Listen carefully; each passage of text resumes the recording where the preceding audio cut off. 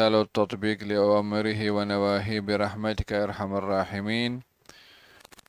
الحمد لله رب العالمين، والصلاة والسلام على أشرف الأنبياء والمرسلين سيدنا محمد وعلى آله وصحبه أجمعين، وبعد. Alhamdulillah,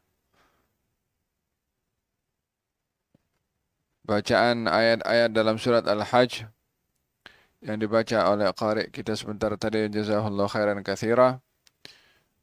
Ayat menerangkan pentingnya bertafakkur ke atas ciptaan Allah Subhanahu wa taala, di mana melalui tafakkur seseorang akan sampai kepada yang Maha menciptakan segala-galanya. Akal dicipta oleh Allah Subhanahu wa taala untuk mengenali kepada penciptanya. Namun dijadikan oleh Allah Subhanahu wa taala bagi akal supaya mengenali kepada penciptanya melalui ayat-ayat, baik itu ayat kauniyah atau ayat tilawah. Ayat artinya tanda, dan tanda itu menunjukkan kepada yang ditandakan. Ayat itu isyarat yang membawa kepada seseorang siapa yang dituju melalui isyarat itu. Kalau kita menunjukkan dengan telunjuk isyarat, maknanya ini wasilah untuk orang paham siapa yang ditunjuk. Dan kalau seorang memberi tanda supaya orang tahu apa maksud daripada tanda itu.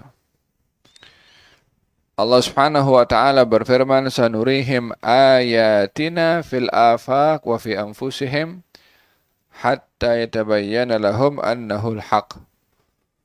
Kami Allah akan menunjukkan kepada mereka tanda-tanda kami, baik itu di ufuk atau pada diri mereka sendiri, sehingga jelas bagi mereka bahwasanya kami ini adalah benar. Maksudnya melalui ayat akan sampai kepada kebenaran bahwa Allah adalah yang Maha menciptakan dan alam ini tidak wujud dengan sendirinya. Adapun ayat yang kedua adalah ayat tilawah, ayat yang dibaca, ayat yang berupa wahyu. Dan ini memerlukan kepada seseorang juga memahami maksud pada ayat agar supaya sampai kepada siapa yang ditujukan oleh ayat tersebut.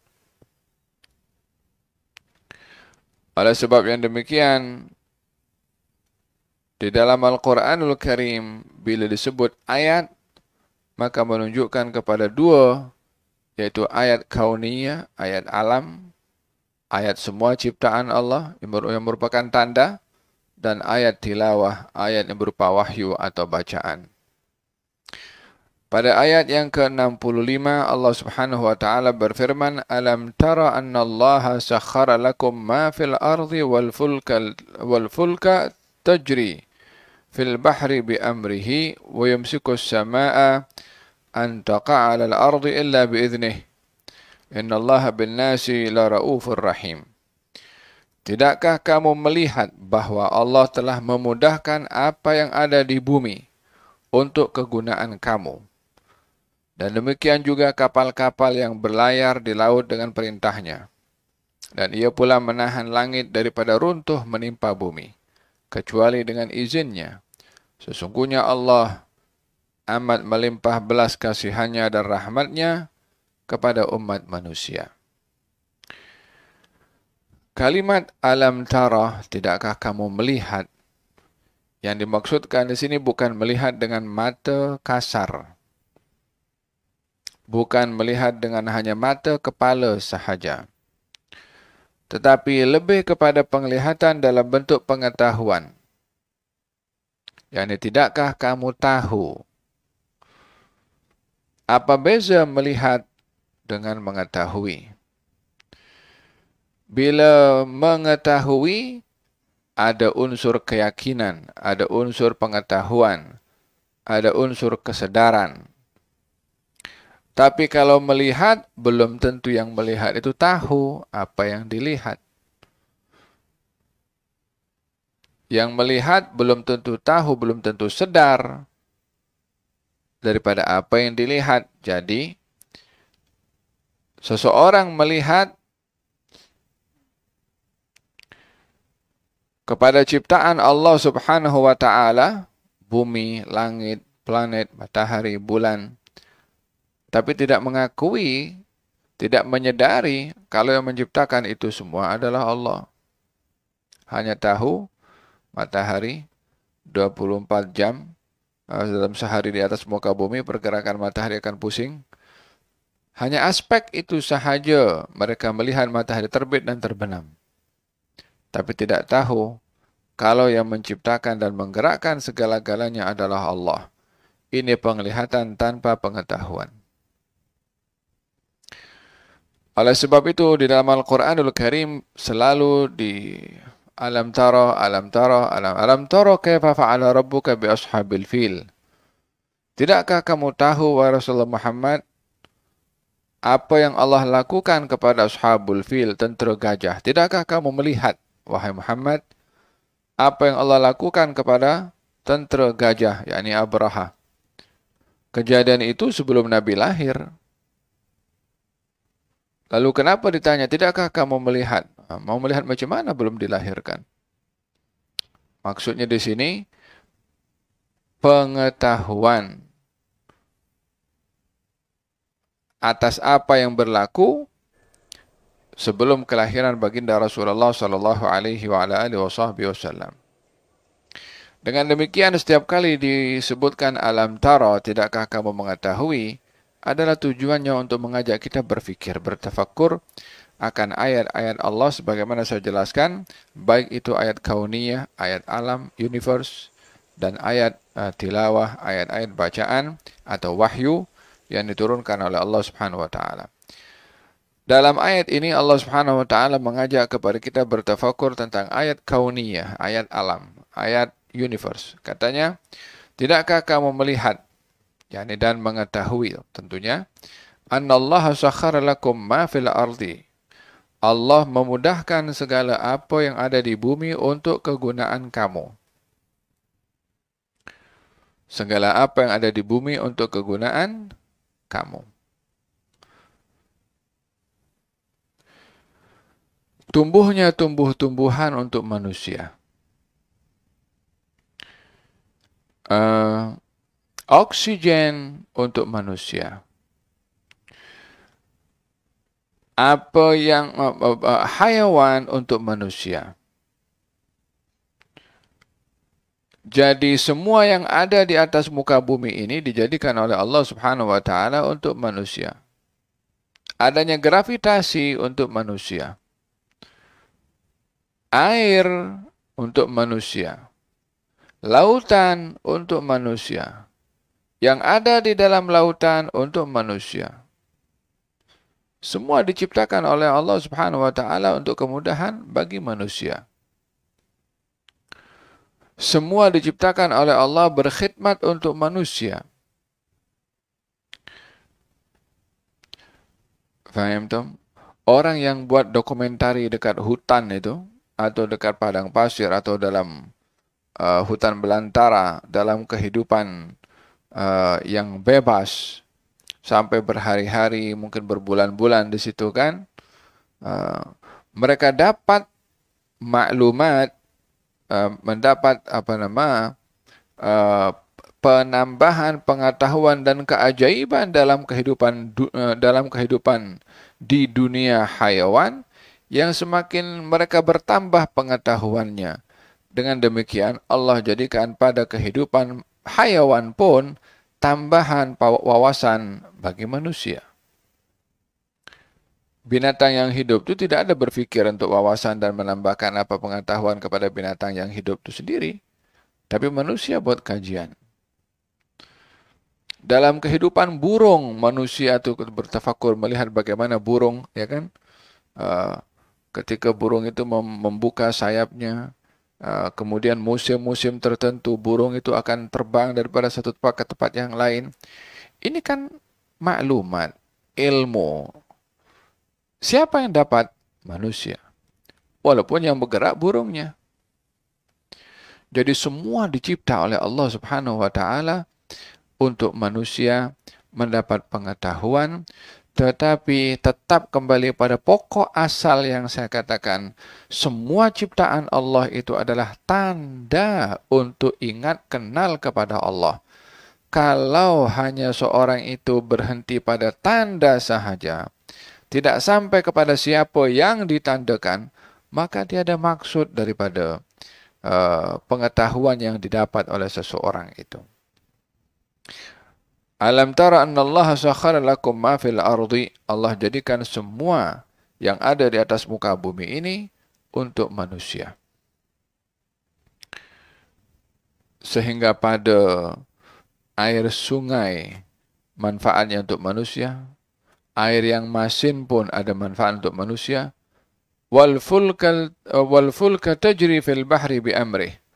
Dan juga dijadikan untuk manusia apa itu? Kapal-kapal berlayar di laut dengan perintahnya.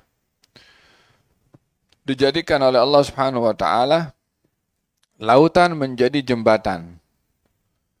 Karena tidak semua daratan boleh ditempuh dengan jalan di atas tanah atau di darat karena menyeberangi lautan. Dengan terbentangnya lautan yang hampir atau 2/3 bumi ini dipenuhi dengan lautan, macam mana nak menyeberangi seluas itu? Maka diberi kemudahan oleh Allah Subhanahu wa taala untuk manusia untuk membuat kapal. Dijadikan pada kapal ada layar. Tak cukup layar, diberi angin. Ada untuk apa kapal ada layar kalau tak ada angin?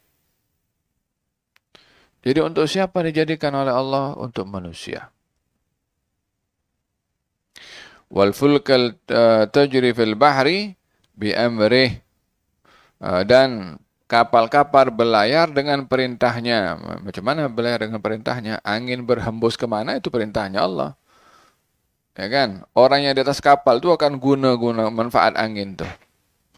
Dijadikan oleh Allah Subhanahu wa taala bintang-bintang sebagai direction. Kemana manusia akan pergi? Nak pergi ke Mekah ke, nak pergi ke mana ke? Nah, dengan bintang boleh tahu. Idan semua dijadikan oleh Allah Subhanahu wa taala untuk manusia. Bila makhluk ini semua dijadikan untuk manusia, manusia dicipta untuk siapa?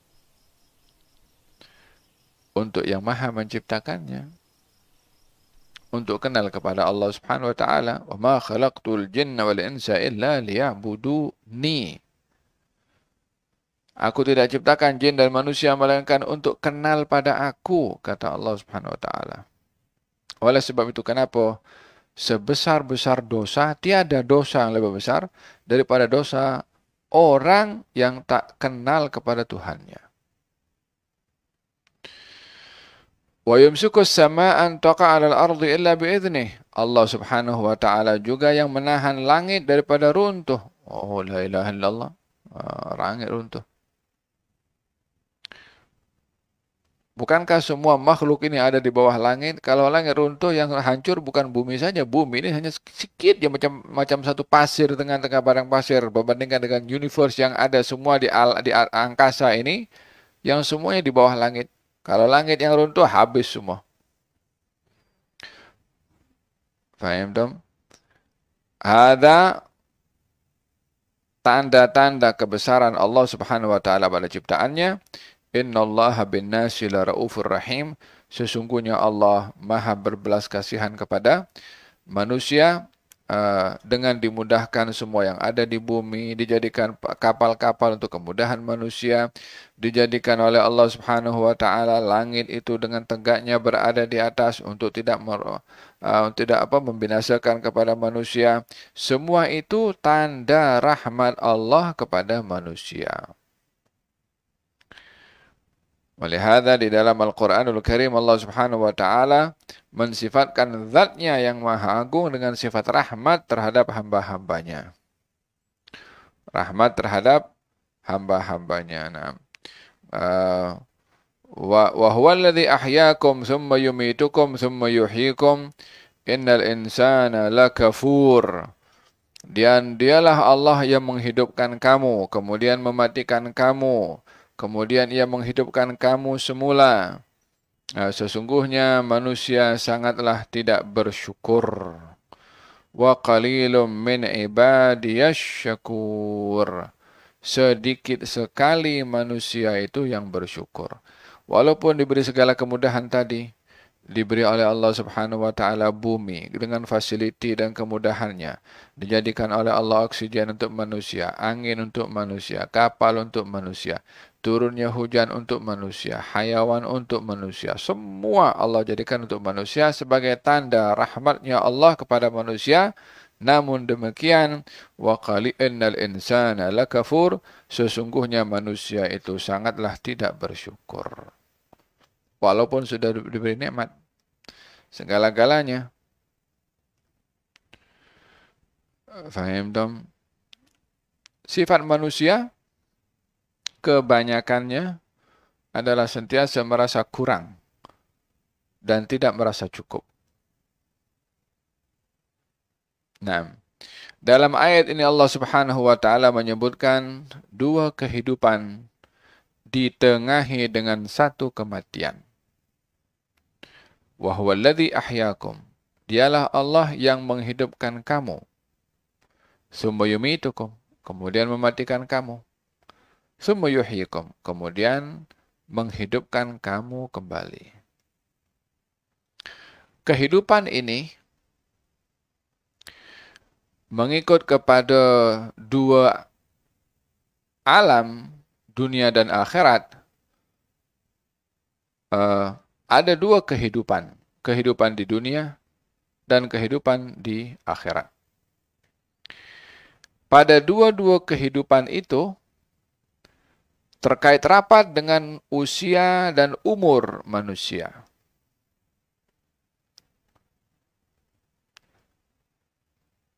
Ada umur yang singkat, yaitu di dunia, dan umur yang tak berpenghujung ketika nanti di akhirat. Namun perinciannya pada umur yang terkait dengan kehidupan, manusia ini melalui 5 proses umur. Yang pada setiap umur itu ada kehidupan. Namun tidak semua kehidupan yang ada pada 5 perangkat umur yang dihisab oleh Allah Subhanahu wa taala.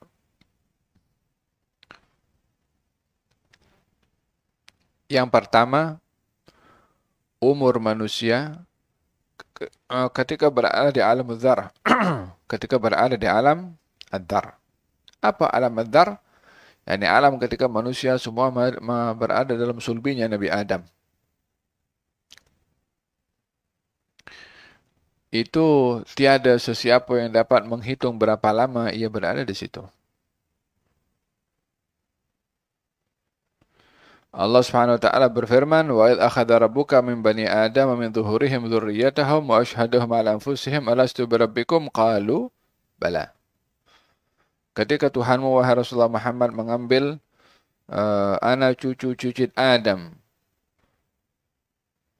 lalu ditanya kepada mereka, bukankah aku Tuhan kamu semua? Mereka mengatakan, ya. Berarti ada satu kehidupan. Sementara kehidupan manusia berada dalam sulbi Nabi Adam, yang dinamakan alamud dzar, ditanya oleh Allah Subhanahu wa taala, bukankah aku Tuhan kamu? Kata Allah, mereka menjawab, ya. Namun umur itu tidak ada taklif untuk perintah-perintah Allah Subhanahu wa taala selain daripada iqrar kepada semua makhluk berikrar kalau tiada Tuhan kecuali Allah. Umur yang kedua pada kehidupan yang kedua pada manusia adalah ketika seseorang itu berada dalam kandungan ibu tepat pada usia 120 hari ketika dihembuskan ar-ruh sampai ia wafat. Ini kehidupan pada umur yang kedua.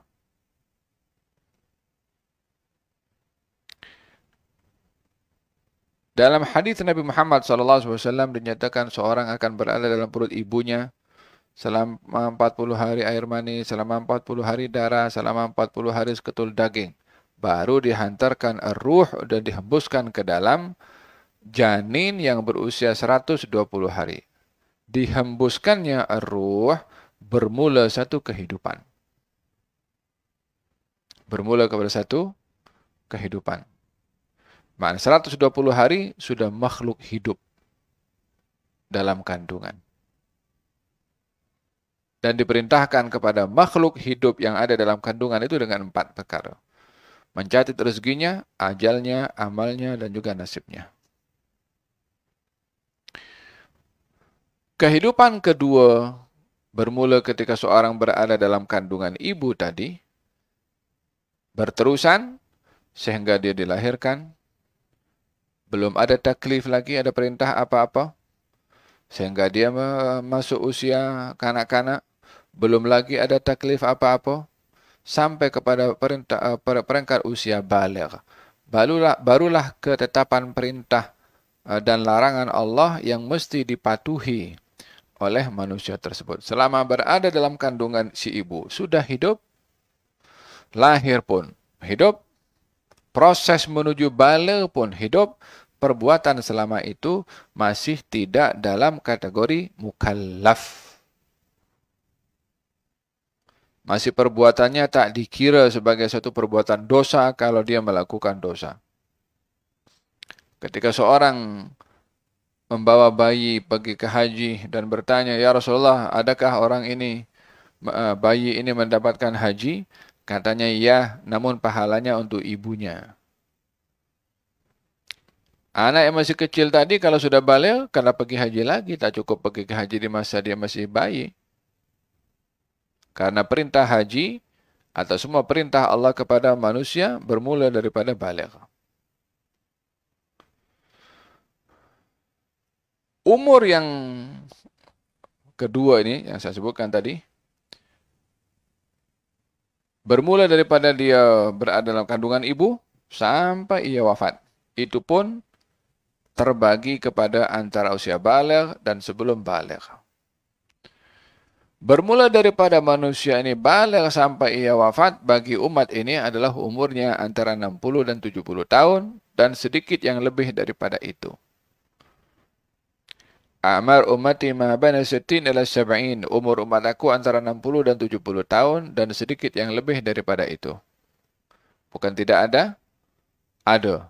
Tetapi tak banyak. Berbandingkan purata antara 60 dan 70 tahun. Bila seseorang sudah wafat, maka dia berpindah daripada satu alam ke alam yang lain, daripada satu kehidupan kepada kehidupan yang lain. Bermula proses umur yang ketiga dalam kehidupannya adalah ketika berada di alam barzakh. Ketika berada di alam barzakh, seberapa lama pun orang itu berada di alam barzakh, ianya tak tertakluk kepada laluan masa yang ada di dunia, baik itu pada bulan atau tahun. Orang yang mati hari ini dan esok hari kiamat berlaku, atau orang yang mati dari awal dahulu sampai hari kiamat berlaku, kehidupan mereka tidak ada bezanya dengan perbezaan waktu di dunia yang begitu jauh. Oleh sebab yang demikian, ketika orang-orang nanti di akhirat dibangkitkan oleh Allah Subhanahu wa taala, ditanya, tahukah kamu berapa lama kamu berada dalam yakni mati kamu itu ada berapa lama? In labistum illa yasira. Kami ini hidup hanya sekejap saja. Padahal umurnya mungkin ribuan tahun. Dalam ayat yang lain, sa'atan min nahar, kita hidup di dunia ini hanya sedikit saja. Dan dalam hal ini, kehidupan di alam barzakh, walaupun panjang, Ada kehidupan, ada umur, tetapi tidak tertakluk kepada umur ketika berada di dunia yang setiap tahun orang melakukan happy birthday. Hakikatnya adalah proses perpindahan daripada satu umur ke umur yang lain. Dan itu adalah perkara yang tak boleh dielakkan.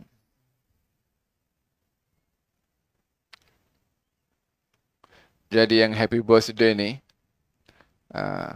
dia kena sedar perpindahan tuh bukan hanya apa namanya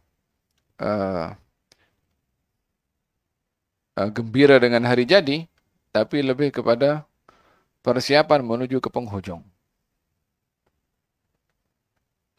Nah, yang keempat, proses umur dan kehidupan ketika dibangkitkan daripada alam barzakhnya untuk melalui proses di padang mahsyar yang ianya adalah amat lama bagi seseorang melalui beberapa stasiun di padang mahsyar.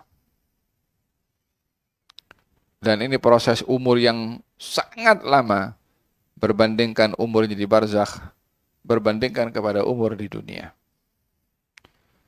Wal yawmu 'inda rabbika ka'alfi sanatin mimma ta'uddun. Satu hari di akhirat macam 1000 tahun di dunia. Di akhirat sebelum masuk lagi surga, itu proses di padang mahsyarnya berapa lama, kemudian di timbangannya berapa lama, hisabnya berapa lama, ya kan? Itu tak dapat nak dibayangkan. Sampai mereka orang-orang yang suffer pada ketika itu mengatakan kepada Allah, "Ya Allah, selesaikanlah kami daripada padang mahsyar ini, hatta masuk neraka pun tak apa," dia kata. Macam neraka lebih ringan daripada padang mahsyar karena tak tahan berada di padang mahsyar. Dan umur yang terakhir pada kehidupannya terakhir adalah ketika seorang berada dalam syurga atau berada dalam neraka, wal'iyadzubillah. Pada umur yang bahagian terakhir inilah yang tiada lagi penghujung atau tiada lagi umur setelah itu. Jadi ini 5 proses atau 5 marhalah, 5 tahapan pada umur yang dilalui oleh manusia. Yang manusia punya pilihan. Yang manusia ada mampu menentukan di dalam melalui proses umur daripada 5 umur yang saya jelaskan tadi. Pada umur yang kedua, manusia ada pilihan. Pada umur pertama, manusia tidak ada pilihan. Pada umur yang ketiga, di barzakh, manusia tiada pilihan. Di padang mahsyar, manusia tiada pilihan. Untuk masuk syurga neraka pun juga, ketika berada di padang mahsyar untuk sampai kepada peringkat akhirnya, pun manusia tidak punya pilihan, melainkan daripada usia dan tahap umur yang kedua yang menentukan nasib manusia pada umur yang ketiga, yang keempat, dan yang kelima. Ya, ini coba bayangkan, umur yang tadi dikatakan antara 60-70 tahun tuh, yang menentukan sekian lama di barzakh, yang menentukan sekian lama di padang mahsyar, yang menentukan antara syurga dan juga neraka. Jadi umur kita ini very, very serious. Karena ini yang menentukan kita punya nasib nanti. Oleh sebab itu di dalam Al-Quranul Karim ketika memperbahaskan tentang umur manusia pada tahap peringkat yang kedua ini, Allah Subhanahu wa Ta'ala menyebutkan 2 kategori kehidupan. Dan setiap yang hidup ini terkait dengan masa. Kalau sudah mati, maka tidak lagi lah dikatakan hidup dan tidak ada lagi masa yang ditetapkan kepadanya. Samalah dengan bateri itu ada dia punya masa expired, ya kan? Kemudian Semua alat-alat teknologi sekarang pun juga ada masa expirednya. Manusia pada umurnya pun sama. Di dalam Al-Quranul Karim Allah Subhanahu wa taala membahagikan kehidupan ini kepada dua kehidupan. Kehidupan dunia yang saya maksudkan ya, bukan 5 proses umur yang saya jelaskan tadi. Yang untuk kehidupan di dunia ini terbagi kepada dua kehidupan.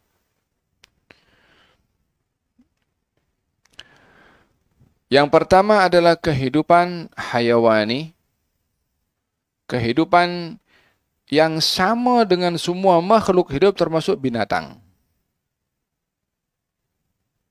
Adalah kehidupan nyawa masih ada di tubuh badan, makan, minum, kahwin, tidur, bangun, bergerak ke sana, bergerak kemari, dan begitu seterusnya. Kehidupan yang seperti ini kita berkongsi dengan binatang. Tetapi kehidupan yang kedua, ini yang paling mustahak sekali, yang menjadi penentu kepada 3 marhalah yang saya sebutkan tadi. Yaitu kehidupan dalam iman, kehidupan kenal kepada Tuhan, kehidupan sedar identiti diri sebagai hamba kepada Allah Subhanahu wa taala. Oleh sebab itu dalam Al-Qur'anul Karim Allah Subhanahu wa taala menggambarkan dalam surat apa itu? La ilaha illallah.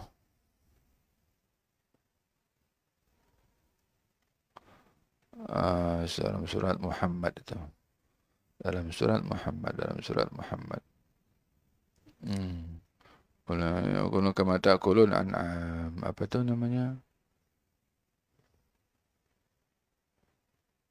Aywa. Walladzina kafaru yatamatta'una wa ya'kuluna kama ta'kulul an'am wan naru mathwan lahum. Orang-orang kafir menikmati kehidupan di dunia ini, makan seperti mana binatang ternak makan. Wan naru mathwan lahum, dan neraka adalah tempat bagi mereka. Apa sebab diberikan perumpamaan di sini dengan hayawan? Disebabkan perkongsian dalam hidup. Kalau hanya terhad kepada makan, minum, kahwin, memuaskan hawa nafsu sahaja, maka tak ada beza kita dengan binatang. Oleh sebab itu, agama memandu manusia dalam hidup pada apa yang saya sebutkan tadi. Ketika seorang itu berkahwin adalah tujuannya ingin menjaga kita punya pandangan, menjaga kita punya marwah, menjaga daripada menodai kehormatan orang lain.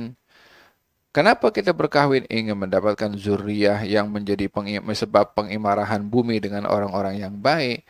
Kenapa kita berkahwin dan ada zuriyah? Untuk zuriyah itu mendoakan kepada kita. Yakni filosofi perkahwinan. Berbeza manusia dengan binatang. Apa yang membimbing manusia? Agama. Sehingga ketika berkahwin dia tahu kenapa dia berkahwin. Bukankah dalam hadis dinyatakan satu suap masukkan ke dalam mulut istri kamu itu dikira sebagai sedekah di sisi Allah Subhanahu wa taala. Jadi orang bekerja mencari nafkah, dia tahu apa yang diberikan kepada ahli keluarganya tak terlepas daripada ibadah dia kepada Allah taala. Ketika seorang makan, apa tujuannya orang makan?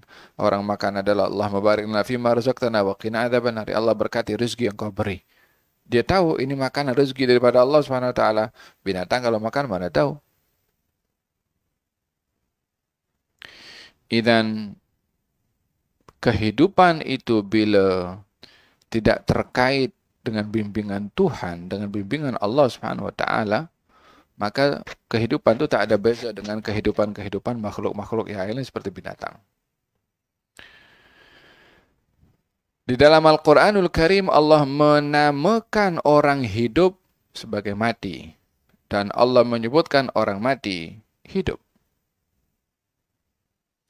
Supaya kita menyadari dan memahami bahwa kehidupan dan kematian tidak hanya terhad kepada nyawa berada dalam tubuh badan atau nyawa keluar daripada tubuh badan.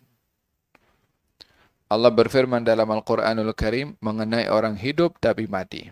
Katanya, Innaka la tusmi'ul mauta wa la tusmi'us summal du'a idza wallaw mudbirin fa innaka la tusmi'ul mauta. Engkau, wahai Rasulullah Muhammad, tidak akan mampu memperdengarkan kepada orang mati atau kepada orang yang tuli kalau mereka berpaling daripada iman. Yani macam mana engkau tak akan memperdengarkan orang mati? Engkau tak akan mampu memperdengarkan orang tuli kalau mereka berpaling. Artinya, orang yang berpaling daripada beriman kepada Allah itu mati walaupun dia bergerak, makan, minum, pergi kerja. Orang itu tuli walaupun pendengarnya tajam. Problemnya adalah di saat diberi kehidupan yang patutnya dia sedar dengan apa yang dilihat, apa yang dia dengar, diberi segala-galanya oleh Allah. Sepatutnya dia beriman kepada Allah, namun tidak dilakukan. Adakah akan dikatakan orang ini tersanjung dengan sikapnya ingkar kepada yang menciptakan, kepada menikmati nikmat Tuhan tapi tidak ingat kepada Tuhan? Pada ayat yang lain Allah menamakan orang mati itu hidup. Wala taqulu lima yuqtalu fi sabilillahi amwat bal ahya. Kamu jangan sekali-kali kata orang yang mati syahid itu mati tapi dia hidup. Secara mata kasar dia tidak lagi bersama dengan kita. Orang yang gugur dalam peperangan jihad fi sabilillah. Tetapi Allah Subhanahu wa taala menamakan dia hidup. Tengok bagaimana perbandingannya. Yang hidup tak beriman dikatakan mati. Yang mati dalam keadaan dia syahid dikatakan hidup. Am hasibal ladzina ijtarahu as-sayyi'at an naj'alahum kal ladzina amanu wa 'amilus shalihat sawa'an mahyahum wa mamatahum sa'a ma yahkumun. Adakah orang menyangka orang-orang yang berbuat maksiat itu sama level dengan orang-orang yang beriman dan beramal saleh pada hidupnya mereka dan matinya mereka? Sungguh buruk penilaian mereka, yakni antara orang bermaksiat dengan orang taat. Levelnya sama atau tidak di sisi Tuhan? Masa dia hidup atau dia mati? Tentunya tidak sama. Kehidupan orang beriman dengan tidak beriman tidak sama. Kematian orang beriman dan orang tidak beriman juga tidak sama. Di dalam Al-Quranul Karim Allah Subhanahu wa taala berfirman, Man 'amila salihan min dzakarin wa untha wa huwa mu'minun falanuhyiyannahu hayatan thayyibah wa lanajziyannahum ajrahum bi ahsani ma kanu ya'malun. Orang-orang beriman, laki-laki atau perempuan, orang-orang beramal saleh, laki-laki atau perempuan dalam keadaan iman, kami beri rezeki mereka hidup yang baik. Mereka bukan sudah hidup ke? Kenapa pula nak beri kehidupan lagi? Kan sudah hidup. Kehidupan yang baik, kehidupan yang senang, kehidupan yang bermakna. Kehidupan yang tidak sama dengan kehidupan hayawan.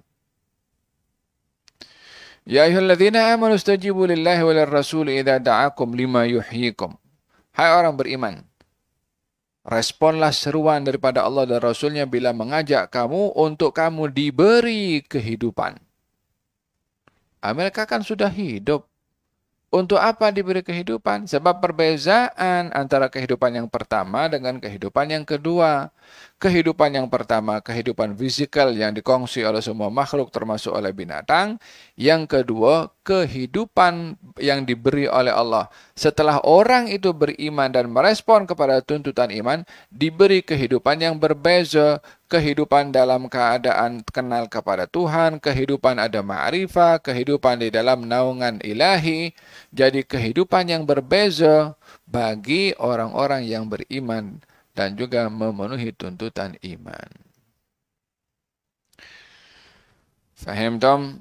Jadi pada kehidupan di dunia ini walaupun manusia diberi hidup, namun uh, ada yang hidup hanya terhad kepada kehidupan fisikal seperti hayawan juga, ada kehidupan yang bermakna dengan nilai-nilai iman. Wa huwa alladhi ahyaakum thumma yumitukum thumma yuhyikum. Dialah Allah yang menghidupkan kamu, Dia juga yang akan mematikan kamu, Dia juga akan menghidupkan kamu kembali. Yumitukum dimatikan, yuhyikum akan dibangkitkan untuk hisab. Innal insana lakafur. Namun manusia sangatlah tidak bersyukur. Ini kufur nikmat.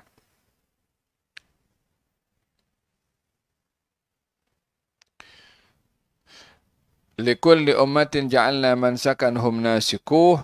Fala yunazi'unnaka fil amri wad'u ila rabbik. Innaka la'ala huda mustaqim. Bagi tiap-tiap umat kami adakan satu syariat yang tertentu untuk mereka ikuti dan jalankan. Maka janganlah ahli-ahli syariat yang lain membantahmu dengan urusan syariatmu. Dan serulah wahai Muhammad umat manusia kepada agama Tuhanmu. Karena sesungguhnya engkau adalah berada di atas jalan yang lurus. Penurunan syariat ini boleh berbeza daripada satu nabi kepada nabi yang lain. Yang tidak berbeza pada akidah dan akhlak. Dua ini tidak akan berbeza di setiap masa. Setiap nabi akan ajaran syariatnya akan terbagi kepada tiga. Kepada akidah, kepada syariah, dan juga kepada akhlak. Pada akidah tidak berbeza, tiada Tuhan selain Allah. Dan tiada sekutu bagi Allah. Dengan segala sifat kesempurnaan dan kesucian pada Allah. Yang kedua pada akhlak. Akhlak tiada beza. Jujur pada syariat zaman dulu itu terpuji, hingga zaman sekarang pun terpuji. Tidak pernah sekalipun bertukar jujur menjadi sifat yang tak terpuji. Dusta itu sifat tercela daripada zaman dulu hingga ke zaman sekarang. Tidak pernah pun berlalu syariat siapapun yang membenarkan dusta. Amanah, khianah, dan seterusnya. Ini bahagian daripada akhlak yang tidak berubah nilainya pada setiap syariat. Pada setiap ajaran yang dibawa oleh seluruh para nabi. Yang berbeza itu adalah syariah. Kalau dahulu orang sembahyang menghadap Baitul Maqdis, pada syariat Nabi Muhammad diubah menghadap pergi ke Ka'bah. Kalau dahulu ada beberapa makanan yang diharamkan, kemudian dihalalkan pada syariat Nabi Muhammad. Kalau dahulu harta rampasan perang itu haram, pada syariat Nabi Muhammad dibenarkan untuk dimanfaatkan. Kalau dahulu orang itu sholat mesti di tempat peribadatan secara khusus, pada syariat Nabi Muhammad boleh beribadah sholat di mana saja kita berada. Jadi dijadikan oleh Allah pada syariat ini berkesesuaian dengan zamannya. Tetapi untuk akhlak dan juga akidah, ianya adalah sepanjang zaman. Tak berubah sama sekali. Maka dalam hal ini tiada sesiapa boleh mempertikai syariat Nabi Muhammad dengan dibandingkan dengan syariat sebelum Nabi Muhammad. Seperti orang mempertikaikan sayaqulu sufaha'u ma wallahu man qiblatihim allati kanu 'alaiha qul lillahil masyriq wal maghrib. Orang-orang ahlul kitab, orang-orang Yahudi mempertikai kepada Nabi, kenapa sekarang dia berubah menghadap, dulu menghadap Baitul Maqdis, sekarang menghadap pergi ke Ka'bah? Apa pasal dia berubah? Beritahu kepada mereka yang punya langit dan bumi, timur dan barat, ini Allah, terpulang kepada Allah, nak suruh hadap Baitul Maqdis ke Ka'bah, ke Nahab Utara, ke Selatan, ke terpulang kepada dia. Jadi tidak ada sebab untuk umat-umat terdahulu mempertikai syariat Nabi Muhammad SAW dengan dibandingkan kepada syariat yang terdahulu. Syariat yang terdahulu untuk orang dahulu. Dan syariat Nabi Muhammad adalah untuk umat Nabi Muhammad SAW. Ini ketika orang-orang mempertikai kepada Rasulullah SAW atas perbezaan ajarannya dengan syariat yang terdahulu, diberitahukan oleh Allah Subhanahu Wa Taala, likulli ummatin ja'alna mansakan hum nasiku. Setiap umat itu dijadikan syariat khusus sesuai dengan keadaan pada ketika itu. Fala yunazi'unnaka fil amri, maka tiada siapa berhak mempertikaikan pada syariatmu. Wad'u ila rabbik, ajaklah manusia ke jalan Tuhanmu, sesungguhnya engkau berada pada jalan yang lurus. Wa in jadaluka faqulillahu a'lamu bima ta'malun. Tapi jika mereka tetap mempertikai, membantah-bantah kepada kamu, maka katakanlah kepada mereka, Allah amat mengetahui akan apa yang kamu lakukan. Aku hanya menyampaikan, kau nak ikut silahkan, tak nak ikut kau sendiri akan menanggung di hadapan Allah Subhanahu wa taala. Allahu yahkumu bainakum yaumal qiyamati fima kuntum fihi takhtalifun. Allah akan menghukum di antara kamu semua pada hari kiamat nanti mengenai apa yang kamu berselisih tentangnya. Merujuk kepada beberapa sikap kaum yang mempertikai ajaran Nabi Muhammad SAW, enggan untuk menerimanya dan mereka menolak dan membantah kepada Nabi. Maka setelah dijelaskan pun mereka enggan untuk menerima. Maka kata Nabi, oke, kalau kamu masih tidak mau menerima, masih berbantah-bantah, Allah tahu apa yang kamu buat, nanti Allah akan menghukum. Yang tidak mau menerima saat ini, oke, tunggu nanti. Fa'in tawallu faqul hasbi Allah. Kalau orang tak mahu diajak untuk tidak mau menerima, setelah diajak beriman, katakanlah cukup bagi aku Allah Subhanahu wa taala. Kalau orang diajak untuk masuk Islam tak mau masuk Islam, alhamdulillah kita jadi orang Islam. Yang penting kita menyampaikan. Wallahu ta'ala alam bisawab. Moga-moga Allah Subhanahu wa taala memberikan kepada kita hidayah dan taufik. Moga-moga Allah Subhanahu wa taala jadikan penghujung Ramadan penghujung yang baik. Perginya Ramadan dengan membawa semua dosa-dosa kita untuk dihapuskan. Perginya Ramadan menjadi sebab semua dosa yang diampunkan oleh Allah digantikan dengan pahala. Dan Allah catat nama kita dalam golongan nama-nama yang dibebaskan oleh Allah daripada api neraka. Dan moga-moga Allah Subhanahu wa taala terima semua amal ibadah kita yang serba-serbi berkekurangan, mudah-mudahan disempurnakan oleh Allah Subhanahu wa taala, dicukupkan dan dilengkapkan oleh Allah taala. Silap-silapnya itu dimaafkan oleh Allah. Kalau baca Quran terlepas pun mudah-mudahan ditutup oleh Allah Subhanahu wa taala. Dan moga-moga Allah Subhanahu wa taala menerima semua ibadah tarawih kita, qiyam kita, walaupun penuh dengan kekurangan, walaupun penuh dengan kekhilafan. Dan moga-moga Allah Subhanahu wa taala terima amal ibadah kita apa adanya, namun diberi oleh Allah Subhanahu wa taala ganjaran ibadah orang-orang yang khusyuk. Birahmatika arhamar rahimin ya arhamar rahimin ya arhamar rahimin. Sallallahu alaihi wasallam Muhammadin wa ala alihi wasallam. Alhamdulillah rabbil alamin. Bisirril Fatihah. Bismillahirrahmanirrahim. Ar-Rahmanir-Rahim. Maliki yaumiddin. Iyyaka na'budu wa iyyaka nasta'in. Ihdinas siratal mustaqim. صراط الذين أنعمت عليهم غير المغضوب عليهم ولا الضالين آمين. ربنا تقبل منا إنك أنت السميع العليم. تب علينا إنك أنت التواب الرحيم. دعواهم فيها سبحانك الله